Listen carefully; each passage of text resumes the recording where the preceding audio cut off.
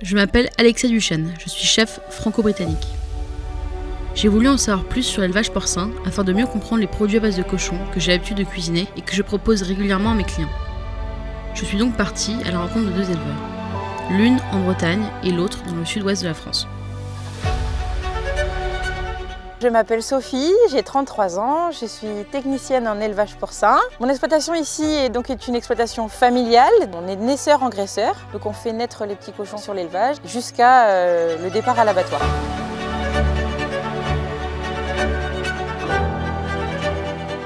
Je m'appelle Gauthier, j'ai 32 ans, je suis éleveur de cochons dans les Pyrénées-Atlantiques. C'est un élevage familial, c'est une ferme qu'on se transmet de génération en génération.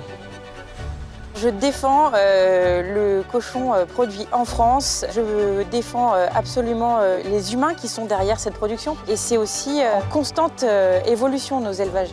Je ne pense pas qu'il y ait beaucoup d'entreprises qui peuvent dire à quel point ça a évolué en 20 ans. C'est une passion et bien sûr je suis fier et je défends mon métier et je trouve que ce qu'on fait est vertueux. On est toujours soucieux de ce que demande le consommateur. Notre travail c'est ça, c'est de faire de l'alimentation pour nourrir nos concitoyens. C'est d'amener un produit avec une qualité irréprochable, avec un goût, parce qu'avant tout l'alimentation c'est le goût. Et en même temps que nous, nos collaborateurs, travaillent dans les meilleures conditions possibles. On est vraiment conscient de notre environnement en fait.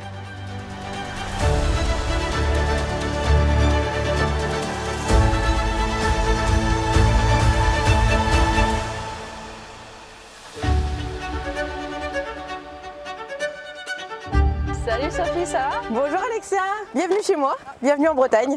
C'est une première pour moi, je suis jamais venue en Bretagne. Il fait beau en plus. Ça va, tant qu'il pleut pas en Bretagne, voilà. on dit qu'il fait beau. Salut Gauthier, ça Salut va? Alexia, ça va et toi? Ouais, sympa ici. Bienvenue à le sud-ouest de la France. C'est la première fois que je viens, figure-toi. C'est vrai, le Ouais. soleil va arriver, tu vas voir, Ça, il n'y a ouais. pas de souci.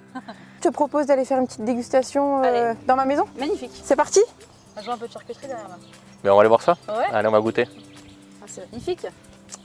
Ouais, donc voilà, donc là c'est vraiment une photographie de ce qu'on peut faire sur l'exploitation, la partie charcuterie en vente directe, mais la partie aussi jambon de Bayonne en filière longue. Il y a un panel de plusieurs produits, on fait du jambon blanc, on fait du chorizo, on fait du saucisson, du pâté, Ouais. et un produit typique d'ici, l'andouille béarnaise. Moi j'adore la charcuterie, soit juste comme ça, soit avec des œufs ou des choses qui vont pas la dénaturer quoi. J'ai préparé une petite andouille de guéméné.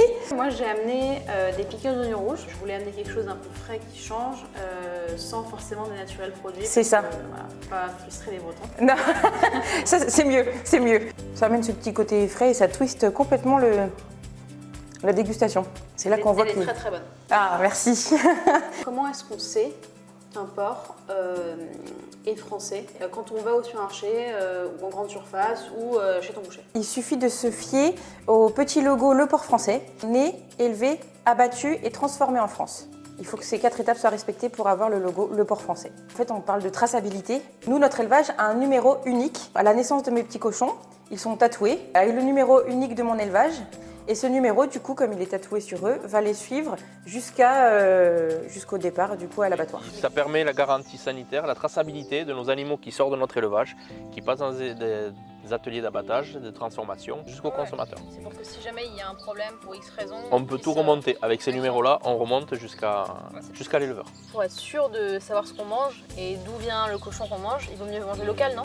Manger local, non, pas forcément. Que ce soit de la filière courte, de la filière longue, on a tous le même combat. Donc à partir du moment où c'est un cochon qui est produit en France, le consommateur a des garanties sanitaires, a des garanties de traçabilité. On a parlé de charcuterie, on a parlé du produit final, mais je t'invite, on va aller voir les cochons. Allez.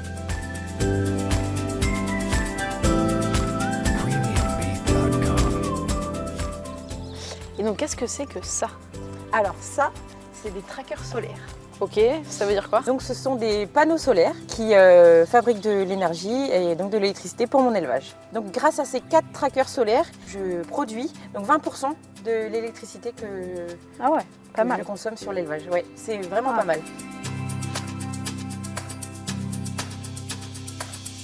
Tiens, tu vois, je reçois une alarme. T'es connecté à l'élevage? Ouais, je suis connecté à l'élevage. Avec une application? Avec une application, là tu vois, c'est ma fabrique d'aliments qui me dit qu'il y a un problème. Donc tu gères tout à distance? Ça nous permet de Ouais. répondre à des besoins à distance. Ça ne remplace pas notre œil d'éleveur, on y est tous les jours, mais ça permet, voilà, s'il y a un problème sur la distribution d'aliments, sur la fabrication d'aliments, sur la ventilation, le chauffage, ça nous permet de pouvoir aussi aller faire autre chose à côté sans être là À présent 100%, à 100% juste pour surveiller. On évolue avec le temps, la modernité, nous aussi, et ça nous permet de travailler avec les dernières technologies.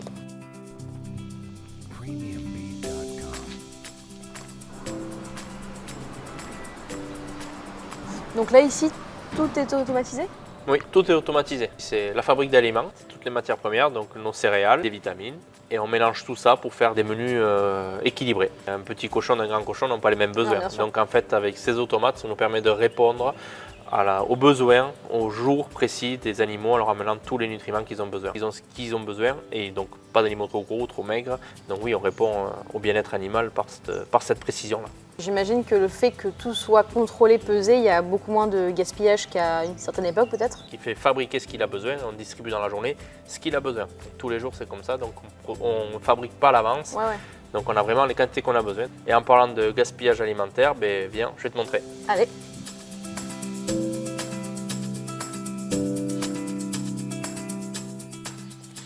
Donc voici le soja qu'on produit.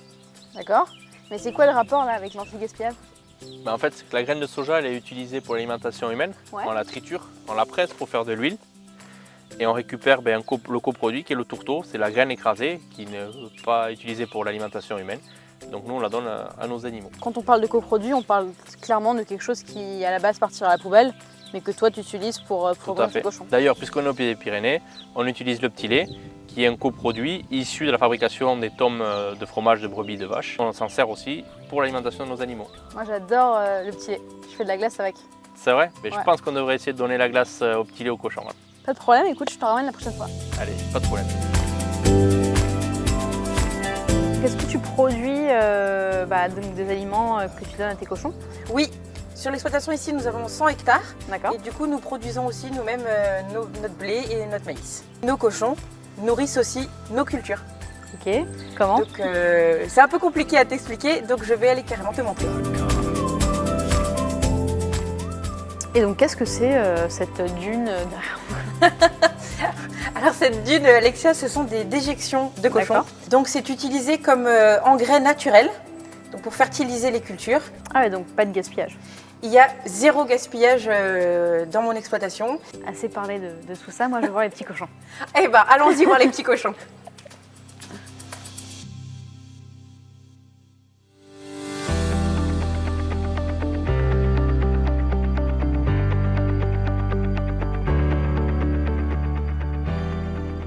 Et donc pourquoi on s'est changé? Ça fait un sas sanitaire, c'est pour empêcher de faire entrer des maladies dans l'élevage. C'est-à-dire que toute personne qui rentre dans l'élevage est obligée de passer par là, doit se doucher, se changer complètement. On préserve le sanitaire de notre élevage pour éviter que nos animaux tombent malades, pour éviter l'utilisation d'antibiotiques. C'est vraiment pour que nos animaux restent en bonne santé. Comme dit bien le proverbe, mieux vaut prévenir que guérir. Ouais, j'imagine que voilà. T'as pas envie d'avoir des cochons malades. Pas du tout.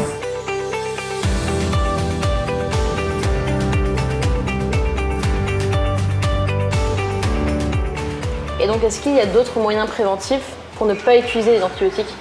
Oui, alors il y a plein d'autres moyens déjà d'avoir des bâtiments performants avec des bonnes ventilations, des bonnes températures pour éviter des écarts de température pour que les animaux tombent malades. Nous avons aussi la vaccination. D'accord. Qui prévient aussi toutes sortes de maladies. Et tout ça nous permet de diminuer, voire d'arrêter, puisqu'ici cet élevage, on n'utilise plus d'antibiotiques. Voilà, on garde bien sûr le droit d'utiliser des antibiotiques pour des animaux malades, mais du systématique, ça n'existe plus. La plupart des cochons qui sont ici n'ont pas eu une goutte d'antibiotique de leur vie. Ces antibiotiques, est-ce qu'en tant que consommateur, nous, on peut les ressentir dans la viande qu'on achète? Non, jamais. Puisqu'on a ce qu'on appelle le délai d'attente. C'est le délai entre l'injection d'antibiotiques au cochon et l'abattage du cochon. Et donc ce délai est de 60 jours.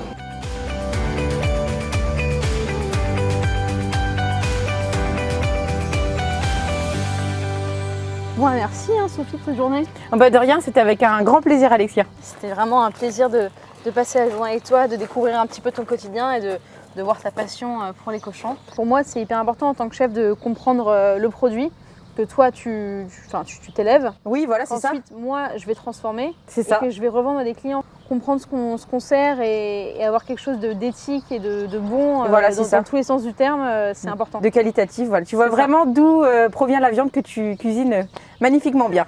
À la prochaine, Alexia. Ciao. Au revoir. Et puis à la prochaine, et puis on se fera une petite grillade. Mais il n'y a pas Voilà. de souci, un plaisir. Ciao. Ciao.